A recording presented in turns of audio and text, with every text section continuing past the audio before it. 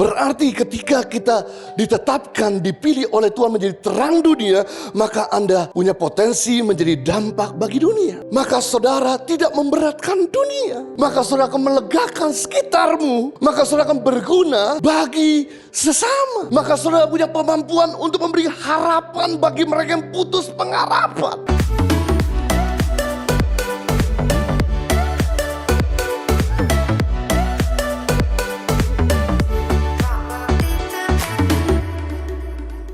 Kalau saudara senang dengan sebuah judul khotbah, yaitu dengan tema menjadi terang dunia. Ketika kita bertobat, menerima Yesus sebagai Tuhan dan Juru Selamat, maka mulai saat itu dan mulai sejak itu Tuhan memberikan pada saudara identitas, yaitu garam dunia dan terang dunia. Dan visi daripada gereja Impact Community juga yang sama, menjadi dampak, menjadi garam dan terang dunia. Dan yang menarik Bapak Ibu Saudara, ketika Tuhan berbicara tentang garam dunia dan terang dunia, Dia berbicara kepada calon murid-murid Dia. Dia berbicara kepada orang-orang yang baru kenal Dia. Ini sesuatu yang menarik bahwa ternyata Tuhan memberikan kapasitas kepada kita semua untuk menjadi terang bagi dunia. Nah, apa itu terang? Terang artinya adalah cemerlang.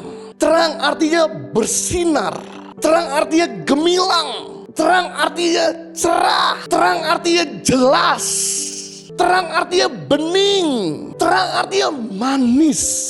Terang artinya enteng. Berarti ketika kita ditetapkan, dipilih oleh Tuhan menjadi terang dunia, maka Anda punya potensi menjadi dampak bagi dunia. Maka saudara tidak memberatkan dunia. Maka saudara akan melegakan sekitarmu. Maka saudara akan berguna bagi sesama. Maka saudara punya kemampuan untuk memberi harapan bagi mereka yang putus pengharapan. Kita lihat firman Tuhan dalam Matius pasal 5 ayat 14. Yesus berkata kepada calon murid-muridnya sebelum dia memilih 12 murid-muridnya, kamu adalah terang dunia. Kota yang terletak di atas gunung tidak mungkin tersembunyi.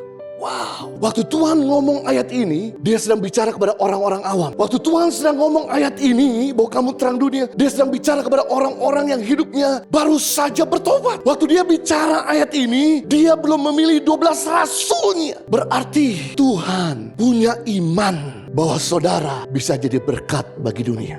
Tuhan punya iman bahwa saudara bisa jadi berkat bukan untuk sekelompok orang tertentu, tapi sekelompok orang banyak. Berarti Tuhan Yesus punya iman bahwa potensimu bisa jadi berkat bukan untuk keluargamu, tapi bisa jadi berkat untuk dunia ini. Jadi it doesn't matter. Mungkin hidupmu hancur. Mungkin engkau saja saat ini baru saja bertobat, baru saja dibaptis. Mungkin kau punya masa lalu yang kelam. Mungkin kau baru saja jatuh dalam dosa. Hei, saya beritahu, waktu Tuhan ngomong menjadi terang dunia, Dia ngomong kepada orang-orang yang baru bertobat, kepada orang-orang yang tidak punya predikat pendeta. Berarti Tuhan punya harapan di dalam saudara, bahwa saudara punya kapasitas untuk memulihkan bangsa ini. Yang percaya katakan amin dan beri tepuk tangan yang meriah buat Raja kita. Dan yang menarik, semua orang yang dipakai sama Tuhan, mereka punya latar belakang yang hancur. Seperti perempuan Samaria yang punya 5 pria selingkuhan. Ketika berjumpa dengan Yesus, saat itu juga dia putuskan 5 pria selingkuhan. Dia serahkan hidupnya kepada Yesus dan dia kembali ke kotanya. Dan dia bawa satu kota, satu kampung Samaria kepada Tuhan Yesus.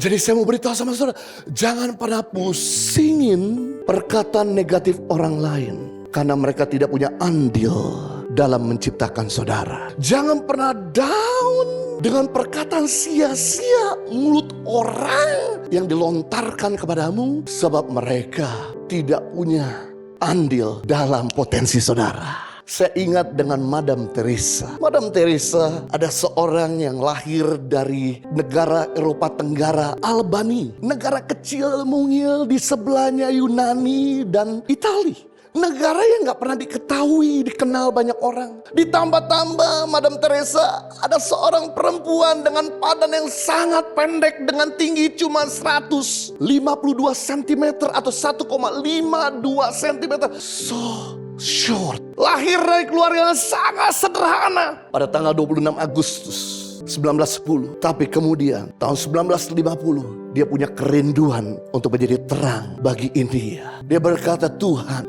pakai aku jadi alatmu. Dan kemudian dia pergi ke Kolkata, India. Dia menemukan begitu banyak orang yang tidur di pinggir jalan. Dan kemudian disitulah dia merangkul orang-orang itu, diberi tempat tinggal, diberi makan. Dan kemudian dia temukan anak-anak di sungai ganggang yang dibuang sama orang tuanya, nggak diinginkan. Kemudian diambil dan dipelihara. Bahkan juga anak-anak yang kepalanya besar dibuang sama orang tua, diambil dan kemudian dirawat sampai sembuh. Anak-anak yatim piatu diperhatikan. Orang-orang yang bau diperhatikan. 47 tahun kemudian dia meninggal. Tapi namanya termasyhur bukan cuma hanya di daerah Eropa, tapi bagi dunia ini. Seorang yang sangat sederhana, lahir dari negara kecil dengan berbadan kecil, tapi punya potensi yang besar. Kalau Tuhan bisa pakai Madam Teresa yang sederhana, maka Tuhan yang sama juga bisa pakai saudara dan saya. Impact Community Indonesia telah mengadakan 3 kali ibadah setiap hari Minggu, pukul 9 waktu Indonesia Barat, pukul 11 waktu Indonesia Barat, dan pukul 13 waktu Indonesia Barat di MOI, Mall of Indonesia Kelapa Gading, lantai P3. Ketiga ibadah disertai ibadah anak dan remaja.